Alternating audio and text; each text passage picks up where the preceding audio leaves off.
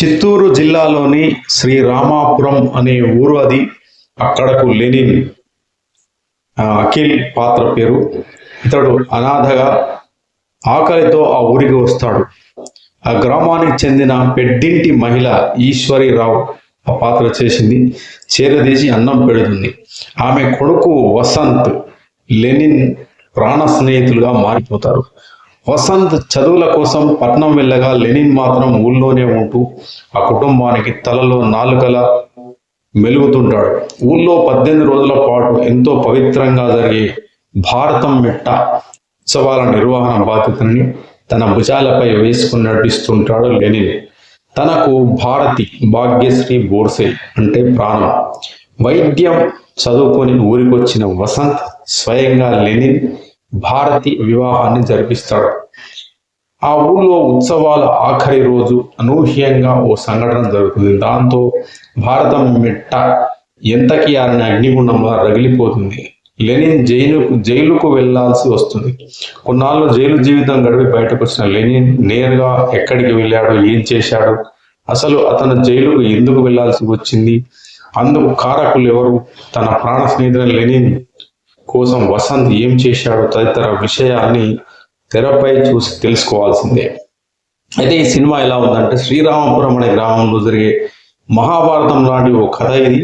రంగులు మార్చే పాత్రలు, కురుక్షేత్రాన్ని తలపించే పోరాటంలో చివరికి మిగిలిందెవరన్నది ఇందులో కీలకం. స్వార్థం, ప్రేమ, ప్రతీకారం, గౌరవం కోసం వేసే ఎత్తుగడలతో కూడిన ఓ గ్రామీణ యాక్షన్ డ్రామా. ఈ కథకు చిత్తూరు జిల్లాలో నిజంగానే జరిగే భారతం మెట్ట జాతర నేపథ్యం తోడు కావడమే ఈ సినిమా ప్రత్యేకత. భారతం మెట్ట ఉత్సవాల్ని పరిచయం చేస్తూ సాగే ఎన్టీఆర్ వాయిస్ ఓవర్, కథానాయకుడు జైలు నుంచి బయటకు వచ్చే సన్నివేశాలతో సినిమా ఆసక్తికరంగా మొదలవుతుంది. కథలో వేగంగానే లీనం చేస్తుంది. కానీ ఆ తర్వాత సన్నివేశాల్ని అందుకు ధీటుగా రాసుకోవడంలో దర్శకుడు కాస్త తడబడ్డాడు. చాలా సినిమాల్లో చూసిన సన్నివేశాలే తెరపై కనిపిస్తుంటాయి. హీరో హీరోయిన్ల మధ్య సాగే ప్రేమ కథలో కానీ, గ్రామంలో చోటు చేసుకునే సంఘటనల్లో పెద్దగా కొత్తదనం కనిపించదు. పక్కా కమర్షియల్ ఫార్మాట్లోనే సినిమా సాగిపోతుంది. విరామానికి ముందు సన్నివేశాలతోనే కాస్త సినిమా గాడిన పడినట్టు అనిపిస్తుంది. పాత్రలు రంగులు మార్చడం అక్కడి నుంచే మొదలవుతుంది. దాంతో కథలో అసలైన సంఘర్షణ మొదలవుతుంది. విరామ సన్నివేశాలు ఆకట్టుకుంటాయి. మొత్తానికి అఖిల్ ఎప్పటి నుండో మంచి హిట్ కోసం ఎదురు చూస్తున్నాడు. కానీ ఇంతకు ముందున్న ఒక 4-5 సినిమాలు చేశాడు. ఆ సినిమాల కంటే బెటర్గా ఇందులో అఖిల్ మంచి పర్ఫార్మెన్స్ ఇచ్చాడు.